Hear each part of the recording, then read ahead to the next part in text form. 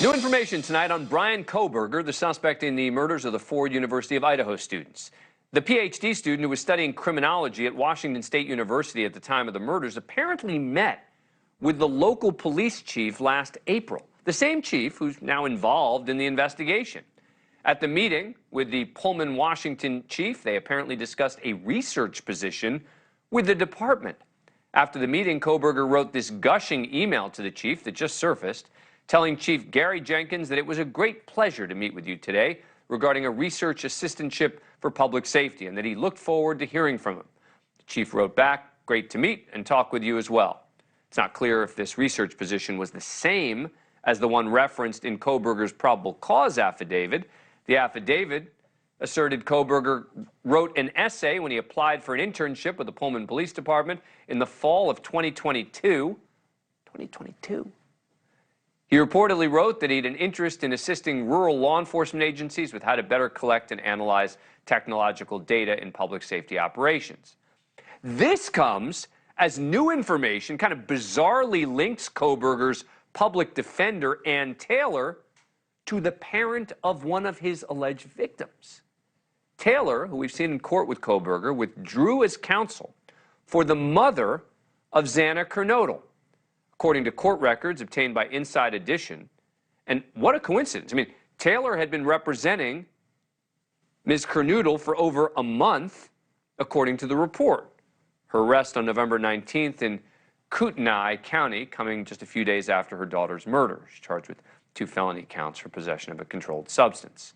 Now, Taylor withdrew on January 5th, the same day a judge appointed her as Kohberger's public defender to represent him in the murders of Xana, Kaylee, Madison, and Ethan.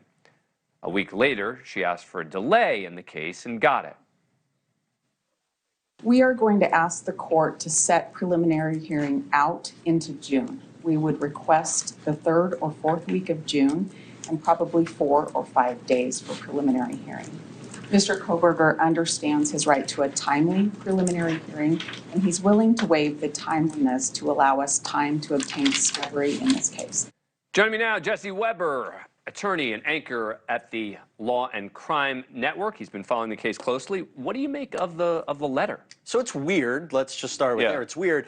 But where this goes is the larger conversation. We don't have the why, Dan. Why a complete stranger would murder 4 people. You take this, you couple what we learned from the affidavit, criminology student posts about a crime study on Reddit, an internship.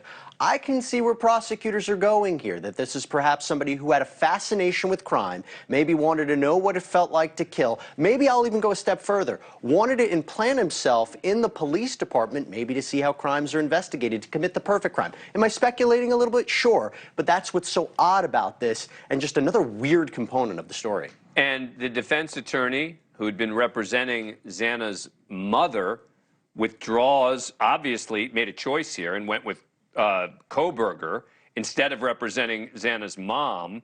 What do you make of that? Bigger case, bigger deal. Strange coincidence. This is a small town, Dad. Moscow, 26,000.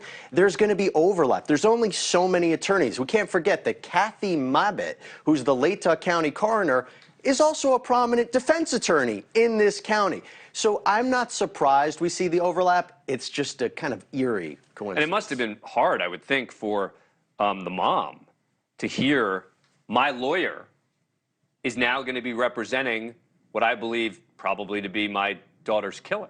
Difficult, but we have to remember that defense lawyers are put in really tough positions. It's not judging them. They have a job to do. Everybody has a right, even the people who you think are guilty. The only thing I think we can judge is the choice she made, right?